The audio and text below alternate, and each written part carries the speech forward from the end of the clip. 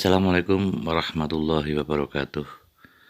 Alhamdulillah bertemu kembali di channelku secara langsung saja sambil kita menikmati perjalanan.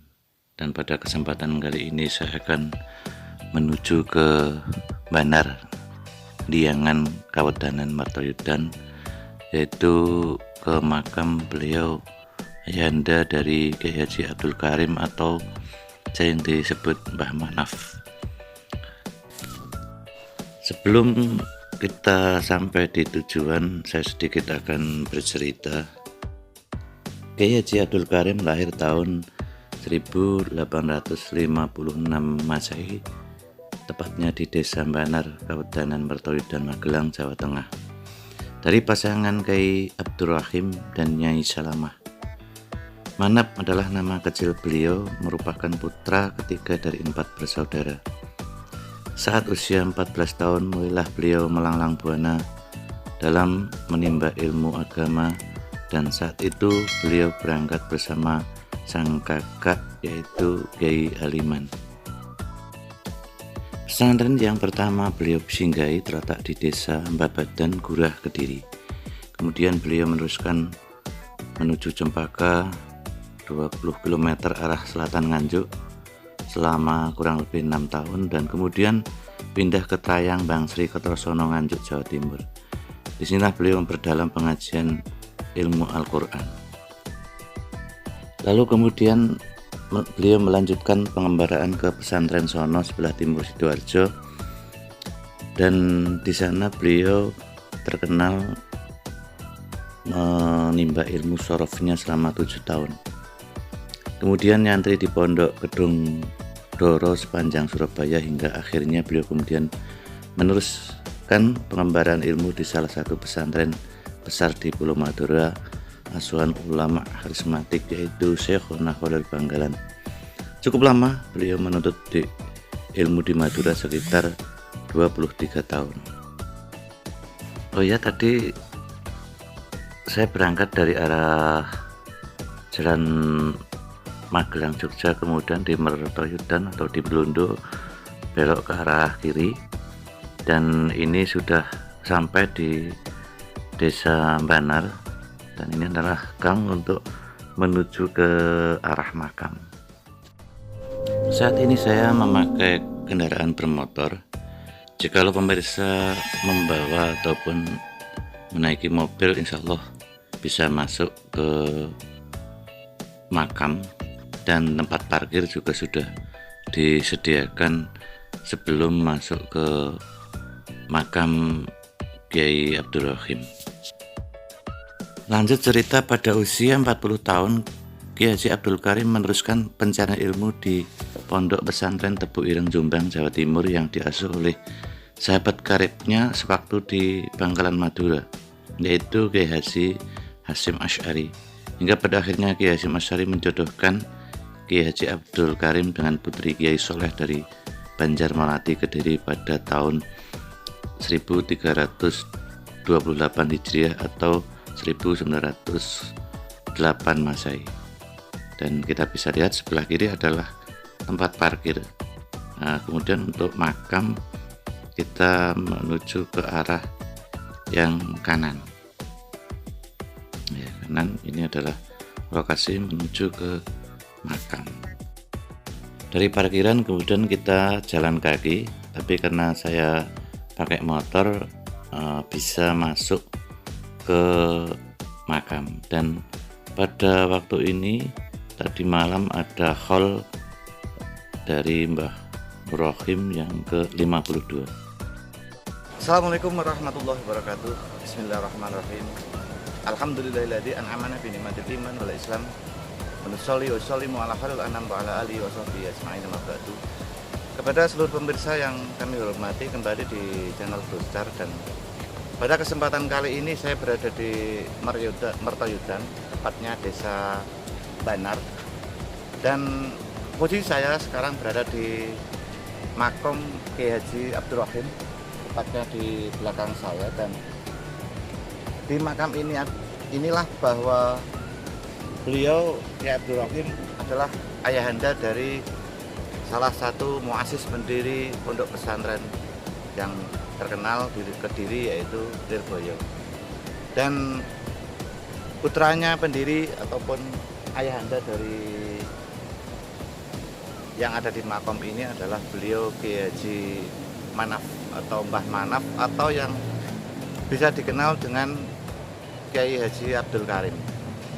Nah, untuk nanti lebih jelasnya nanti kita akan ziarah dulu, dan nanti mungkin saya sedikit akan bercerita tentang beliau Kiai Haji Abdul Manaf dan ayahandanya, yaitu Kiai Abdul Rahim, yang makamnya terletak di Desa Banar, Mertoyudan, Magelang.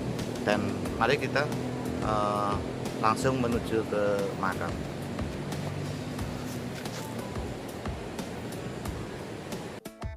Flashback sedikit bahwa alasan Kiai Manaf dan kakaknya merantau adalah karena tidak ingin merepotkan dari kedua orang tua, karena pada waktu itu Kiai Abdul Rahim menikah kembali.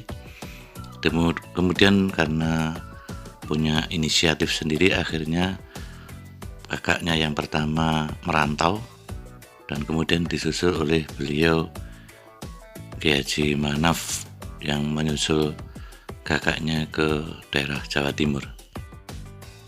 Di makam ini ada dua, ya, ada tiga kalau yang ada di Jungkup, sedangkan yang di luar Jungkup itu ada makam umum, dan sedangkan yang ada di dalam Jungkup adalah beliau Simbah Kiai Nur Rahman dan Rohim, dan diketahui beliau berdua adalah penderek daripada Pangeran Diponegoro dahulunya. Sedangkan yang di luar Jungkup yaitu Simbah Kiai Abdul Rahim, ayah dari Simbah Kiai Abdul Karim, pendiri Ponpes Lirboyo Kediri.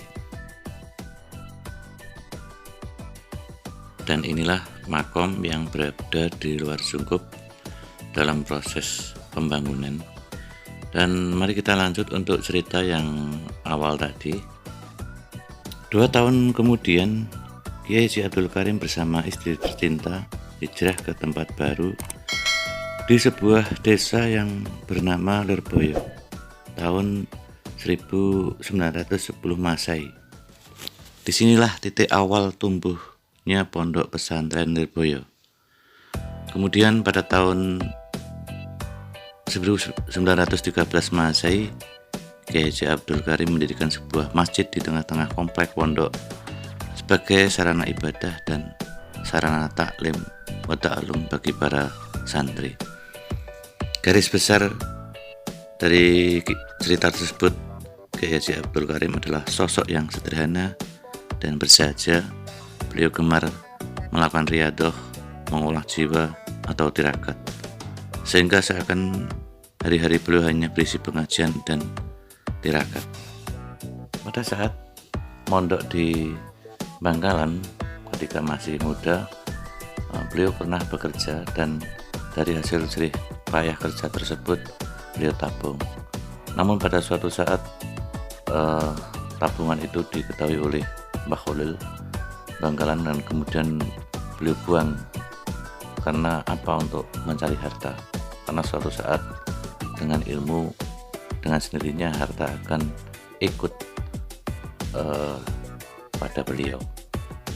Dan akhirnya beliau pun tidak pernah makan, dan beliau pun makan hanya dengan tumbuh-tumbuhan atau ala kadarnya. Itulah salah satu riyadoh beliau. Sewaktu pindah ke Lirboyo, Kiai Haji Abdul Karim pun diberi bekal oleh mertua, yaitu beras.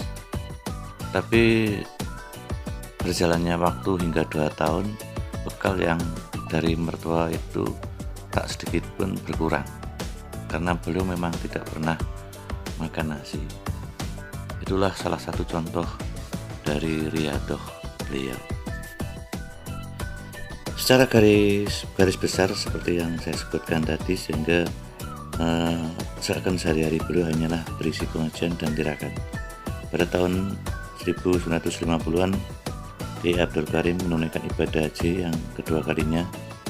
Sebelum beliau melaksanakan ibadah haji pada tahun 1920-an, kondisi kesehatan beliau sudah tidak memungkinkan, namun karena keteguhan hati akhirnya keluarga mengikhlaskan kepergiannya untuk menunaikan ibadah haji dengan ditemani oleh sahabat karibnya, yaitu Kiai Haji Hashim Asy'ari dan seorang dermawan asal Madiun, yaitu Muhammad Khazin. Sosok Kiai Haji Abdul Karim adalah sosok yang sangat istiqomah dan berdisiplin dalam beribadah, bahkan dalam segala kondisi apapun dan keadaan bagaimanapun. Hal ini terbukti tak kala beliau menderita sakit, beliau masih saja istiqomah untuk memberikan pengajian dan memimpin sholat berjamaah. Akhirnya pada tahun 1954, tepatnya hari Senin tanggal 21 Ramadan 1374 Hijriah, Kiai Haji Abdul Karim berpulang ke rahmatullah. Beliau dimakam di belakang Masjid Lirboyo. Al-Fatihah. Untuk kisah selengkapnya bisa Anda baca di 3 tokoh Lirboyo, dan ini ada sedikit cerita dari Mbah yang menunggu di makam ini. Putrane Manap. Putrane Mbah Abdul Rahim. Ayo. Setunggal. Ama ngaliman. Nah, nomor kali. Manap. Nomor 3. Mukmin. Nggih, terus. Mio ki wedok. Oh, nggih. Nang jagan. Ingkang pertama. Ayo ngalimanku iki dalem nang Jati Pelem. Nggih. Jati Pelem Jombang Kulon Tebireng kilo. Nggih, terus nomor kali. Nomor lah Manap iki putrane. Nggih. Ha putrane upeh. Mboten, ingkang Mbah Manap niku pertama Abdul kali Karim. Pindah teng Lirboyo. jam pinten? Iku tangga anune pinten? Tahun pinten apa? Kurang luwih yo tahun piro yo wong biyen. Mondok pertama ta nggih? Mondok itu akhir ayo terakhir teng nang Bangkalan. Tenggen Mbah Holil. Mbah Kholil. Oh. Aku tau sayumbara Mbah Kholil kuwi.